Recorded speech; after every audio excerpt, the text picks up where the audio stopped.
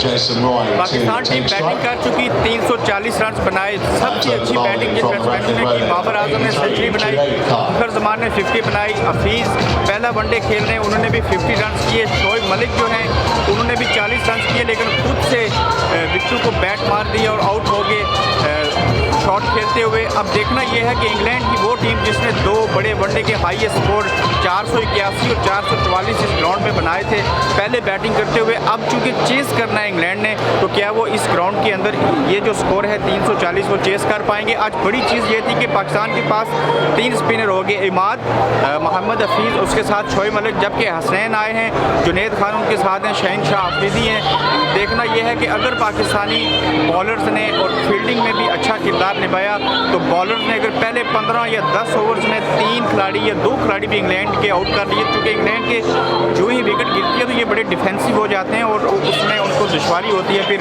तेज़ रन करने में। और अगर 10 ओवर्स में 2 से 3 खिलाड़ी आउट हो गए या 100 से पहले भी 2 आउट हो गए तो यकीनन पाकिस्तान के ज़्यादा चांसेस होंगे इस 340 के स्कोर का दिफा करने में। और अगर पाकिस्तान आज मैच जीत जाता है तो वर्ल्ड कप से कबल ये जो 5 मैचों की सीरीज़ थी, 1 मैच बारिश की नज़र हो गया था, 2 इंग्लैंड जीत चुका है, ये चौथा मैच है। चौथा अगर पाकिस्तान जीता है तो 5वें मैच का मुकाबला जो होगा उसमें दिलचस्पी भी होगी और उससे सीरीज़ पाकिस्तान की जीतने की सूरत में टाई हो सकती है। सीरीज़ का इंग्लैंड की सरजमीन के ऊपर होम ग्राउंड में इंग्लैंड के खिलाफ सीरीज़ बराबर करना यकीनन वर्ल्ड कप की तरफ पाकिस्तान क्रिकेट टीम की जो पेशकदमी होगी वो बहुत ही अच्छी होगी।